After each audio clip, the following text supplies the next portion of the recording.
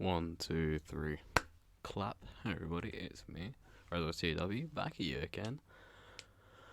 On Christmas, I believe. I think because I'm bulk recording these, I actually am not sure when this will go out, but I believe I've scheduled it correctly that this will be going out on Christmas Day.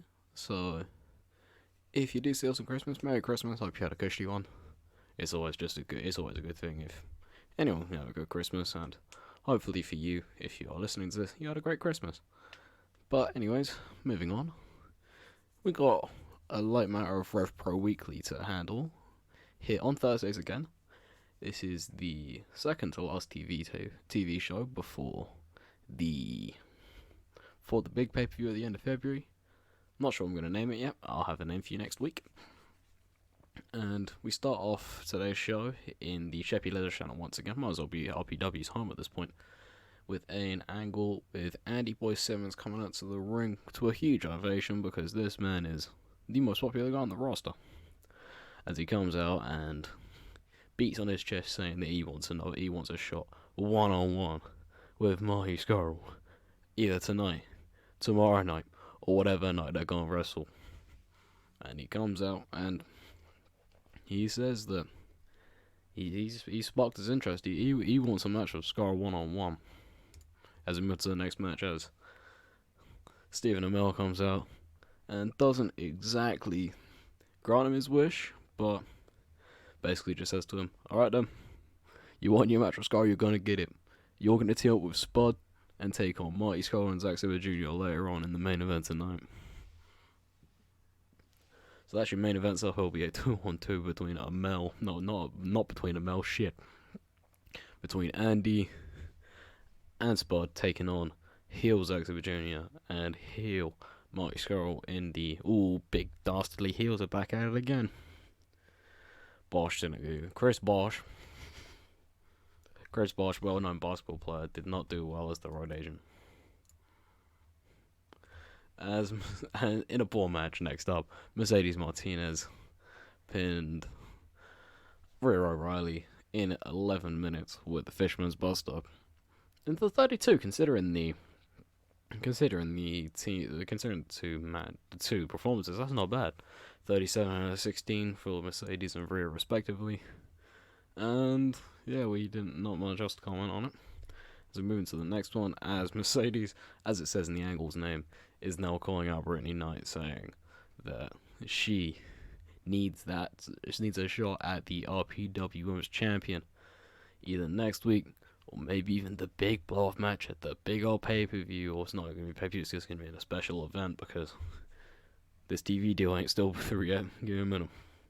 Move on to the next segment, which is a match between Dunn and Seven and the Mercenaries, which was won by Pete Dunne and Trent Seven. When Pete Dunne tapped out Zach Gibson, as you know, the Mercenaries, the team of Wolfgang and Zach Gibson, they're not the best. They're really not the best. But you know what? You know what they are? They have heart, and that's all I want from them. Smile. Yeah, Trent Seven with a 22, Pete Dunne with a 37, Gibson with a 10, and Wolfgang with a 32 again, set to a wild brawl. So I guess Zach Gibson just does not thrive in those, hardcore, I guess, environments, just the mayhem environments. Up next, Amell comes out again. I bet you're loving seeing that, man. As he comes out and tells Pete Dunne and Trent Seven that they will be facing Pink Thunder, Willie Mack, and Martin Kirby next week for basically number one contendership for the Carvey brothers to face at the next RPW event. You'll love to see it. We'll move on to our main event, which is a 47 big match. ZSJ strikes again. As Team ZSJ, the heels actually win here. ZSJ and Mike Scurll defeat Andy Boy Simmons and Spud when Scurll pinned Spud with a graduation, just like what happened on that first taping. Simmons was the weak link, putting up a 37. But you know what? 37, given our round, not that bad. Spud has a 57. Boy Simmons with a 37. Scurll with a 52. ZSJ with a 61. Big match. ZSJ back at it again, baby.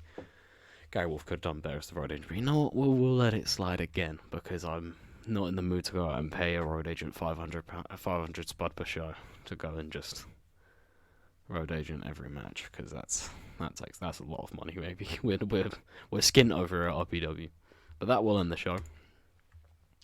As the show gets a 35 overall, down from last week.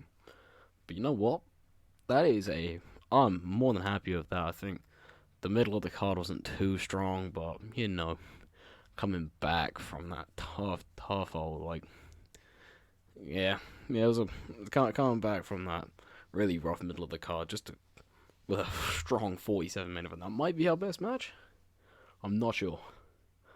I'll have to double check, but other than that, I don't think there's much else to comment on about this pretty decent show that we've just held. I personally think that this was one of my most well booked ones. It's really put down quite a few seeds for the future and what I plan to do with the next event, which will be either at the start of March or at the end of February.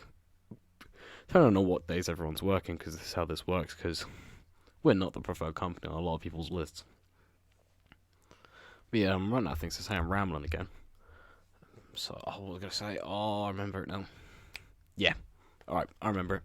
Yeah, I'll speak to you guys later. Hopefully I'll see you lot again for another episode of the RevPro Local to Global.